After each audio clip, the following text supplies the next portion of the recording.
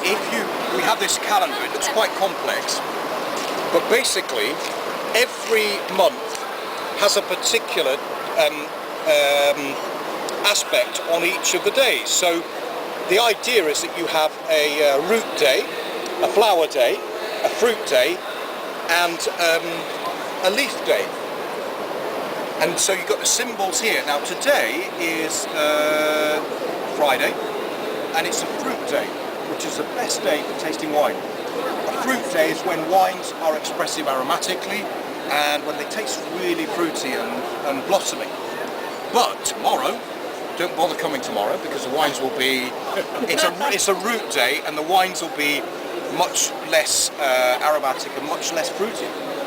And that is because this follows a pattern, a lunar pattern, so it's based on phases of the moon, the alignments of the stars and planets, and basically it's something that biodynamic viticulteurs and producers use. We've got the Brie, Côte de Brie, so if you look on the map over here, so the Côte de Brie, we're in this Beaujolais region, the 3 vineyards here, so we're actually, Côte de Brie is here, and the Morgon is next to it, okay? And it's actually not a Morgon, it's a Moulin à Vent. So these are 2 of the most famous Cru Beaujolais. Now there are 9 Cru Beaujolais, and everyone, when you talk about Beaujolais, everyone's eyes roll and think, you know, that's Beaujolais Nouveau. But actually, these are wines that you can keep, they'll develop, and they really do surprise you in terms of their quality. And this is the 08 vintage, this is the 09 vintage, and we're going to taste and compare. Hold out the glass. So this is from Domaine Roche Bleu, and the name gives you the clue. The domain sits on a mountain top. It used to be an old volcano, and the rocks and the soil is like a blue rock, and there's great big granitic rocks on the surface where the vines are that are blue. When it rains, they shine a blue colour. So that's what that means. Roche Bleu is blue rock. And so these, the Côte de Brie wines, are considered to be the most mineral of all the wines. Quite austere in youth, but then they blossom after 3-4 years. So have a look at the colour first of all. You know, in the old days, Beaujolais used to be a bit like rosé, you know, a very light colour. This is the Gamay grape. And Gamay, you know, this is technically still Burgundy, but it's a different grape and different soils. So these are granitic soils.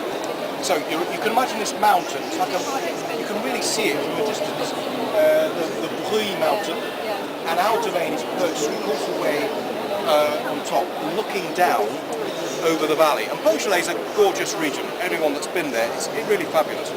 But, good deep colour, and then what have you got on the nose?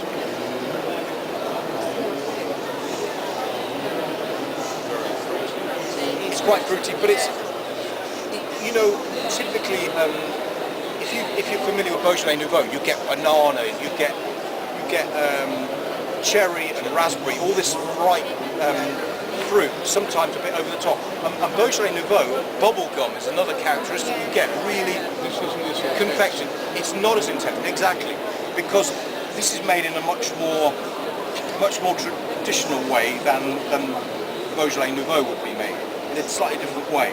So there's a little bit of the Nouveau technique, but mainly it's made in the way that other wines would be made, with contact with the grape skins. So that's why you don't get all that bubble gum and all that stuff. You don't want that in a Cru Beaujolais. But certainly cherry, it's got a stoniness to it, but dark cherry, and as that ages, it will develop to Kirsch, really strong Kirsch liqueur character. And minerals, stones and that sort of thing. Right. It smells good. What does it taste like?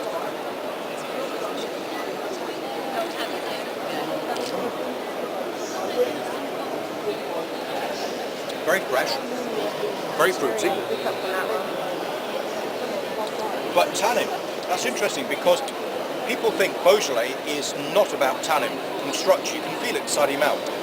But Cru Beaujolais, especially from this area, this is the most southerly Cru Beaujolais, are renowned for being quite powerful and structured in youth, but they need time to develop. So this is a very young wine. It still needs time. Give this another 2-3 years, it will soften. Those tannins will really soften, and the minerality will begin to develop, and you'll start to get more of that Kirsch flavour I mentioned.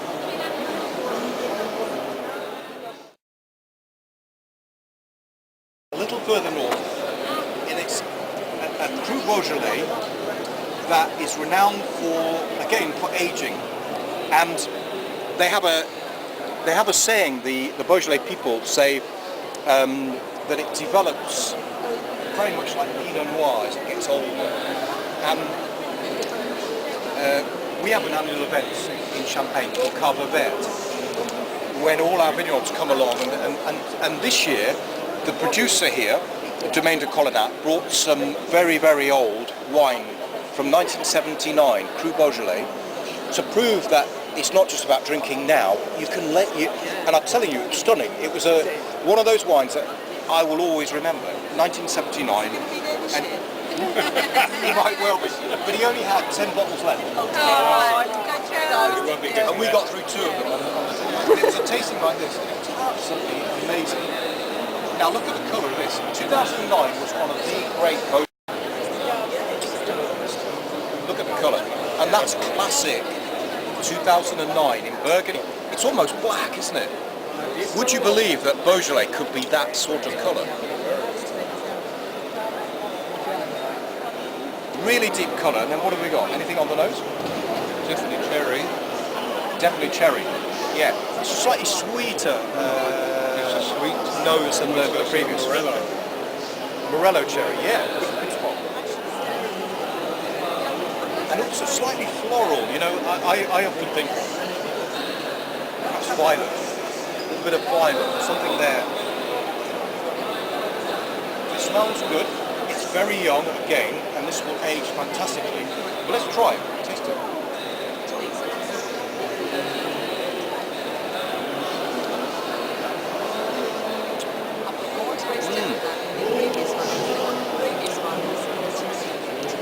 There's still tannin there, but there's lovely softness of fruit, isn't there?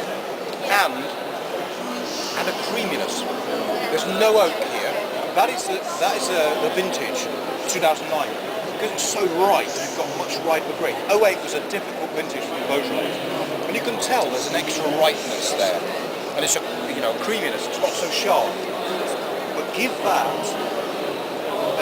at least another 5 years. And possibly, like that really old vintage I mentioned, if you snuck a bottle or 2 away somewhere and left it, it would be fabulous.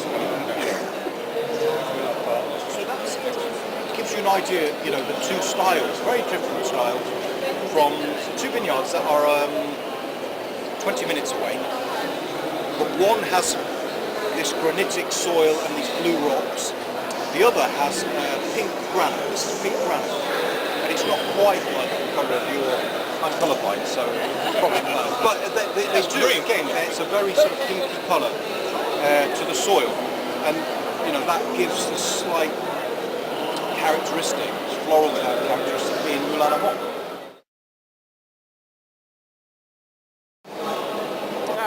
Okay. So this is Pinot Noir, thin-skinned grape. So it's not Gamay. And this is from a vineyard to the west of Beaune, and it's the biggest Premier Cru vineyard in the Appellation, Les Avaux. Now, the first element you'll pick out with this one, well, A, it's Pinot Noir, so it's a different grape variety, but it's also had oak contact. It's had about 25% new oak, and that's something you can smell immediately. You can pick it out, slight spiciness. Now, this is an area we call, it's hard to see on here, but from Beaune right up to Dijon, this bit here, the Golden Slope, the Côte d'Or, is, I would say, aside Bordeaux, it's the most famous wine region in the world. And in Beaune, and the wines around Beaune, and further south, you've got Meursault, Polligny, Montrachet. They're great white wines. And also great red wines, but the style of the red is slightly softer. You've got more limestone in the soil here. And the wines are considered to be much more feminine in the Côte d'Or compared with further north, and we'll see that in a moment with the Gevrey Chambertin. Gevrey Chambertin wines are much more masculine. And as this wine will age, and it needs time, this will age 10 years plus, it develops a floral character like a faded rose. You get that floral, quite elegant sort of style. At the moment, this is still very young. But let's have a look. You see the colour, first of all, very light, much lighter than the Beaujolais, in fact.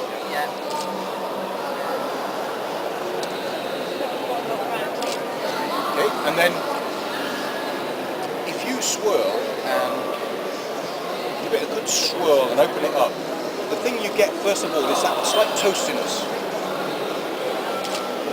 Do you get that?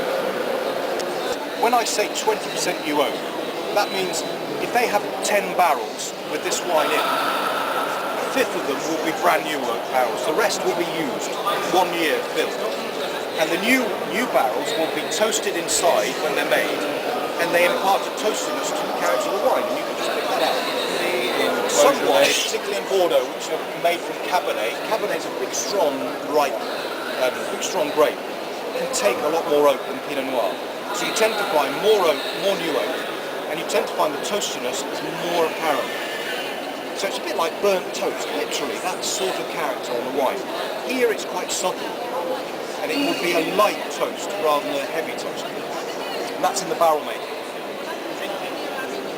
And it's quite light, it's quite delicate. Now, try it on the colour.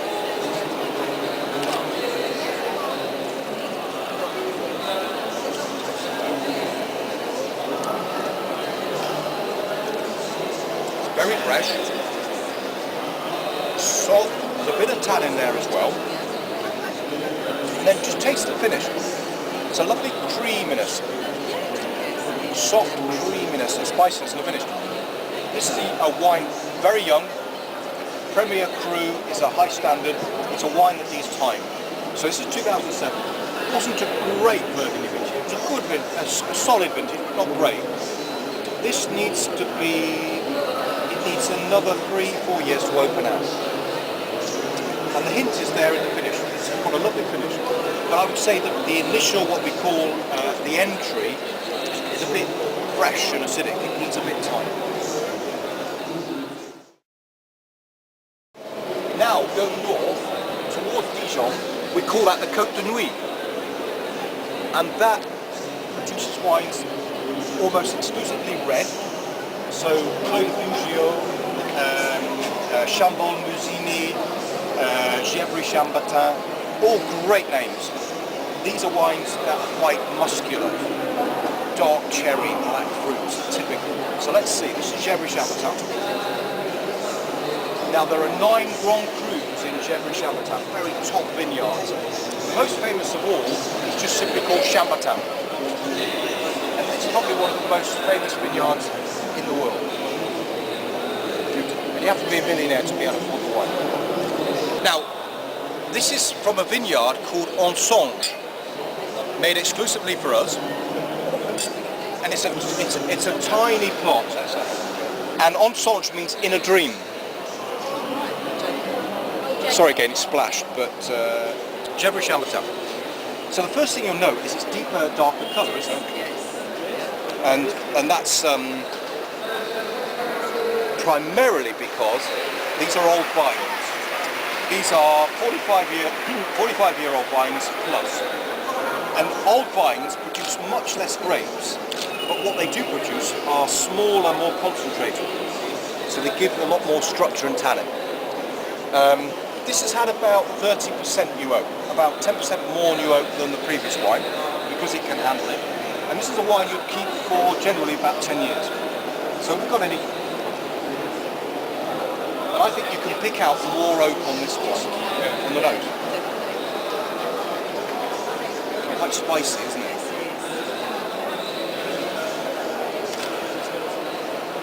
And again, the fruit is definitely black. Black cherry is the thing, isn't it? And then let's try it on the palate. It's spicy.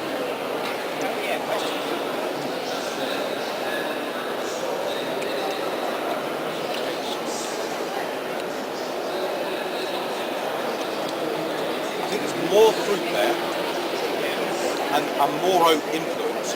And again, you've got that slight creaminess on the finish. But it's a wine that you still feel the tannins. Pinot Noir generally doesn't have much tannin.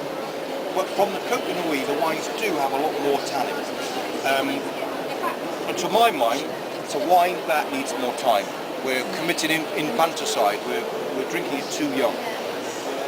But a little bit more body, a little bit more oomph, and that more masculinity than the first one, the bone.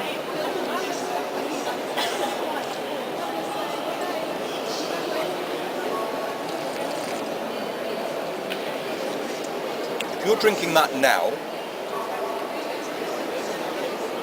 you drink it with game, something like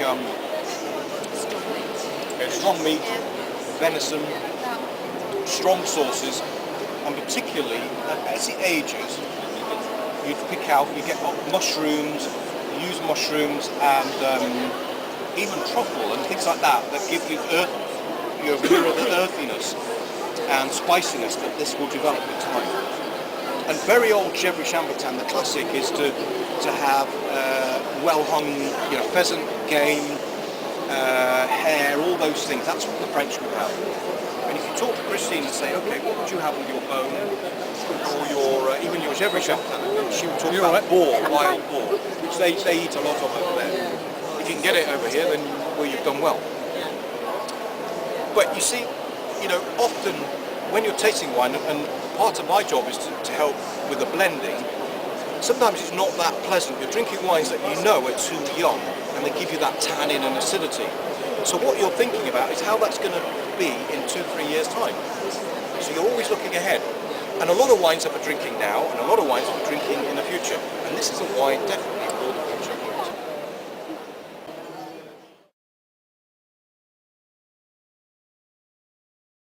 This is one of our top wines, and this will illustrate a wine that I think now is really starting to open out. So we move away from lighter, thin-skinned grapes like Gamay and Pinot Noir to a grape variety which is predominantly Cabernet Sauvignon. You can tell the colour straight away, can't you? Look at the colour. Yes. Yeah. Really dark. It's almost black, isn't it? Now this has had, I'm trying to think, it's probably had about 40 to 50% new oak. So a lot the right background. and that is because Cabernet Sauvignon, being a thick-skinned grape, can handle that amount of oak. New oak and Alvigneron uses 12 different coopers. So, I was telling you about the toast inside, how much they burn the inside of the barrel.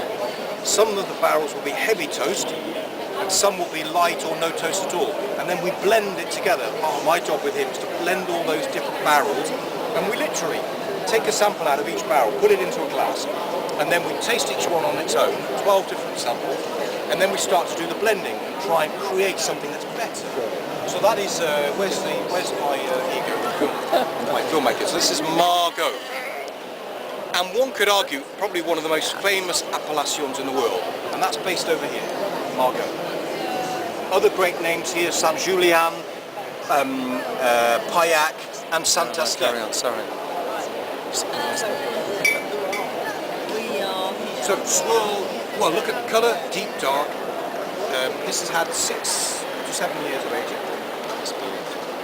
And much different. The way it clings to the glass. A much more If you're a connoisseur, it tells you how good the wine is, how old or young it is, by the way it clings to the glass.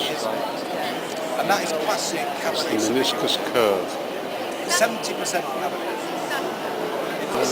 You get the plum, damson fruit from the Merlot, and then you've got the spiciness from the new oak, the vanilla and spice and all those things. And then let's try it.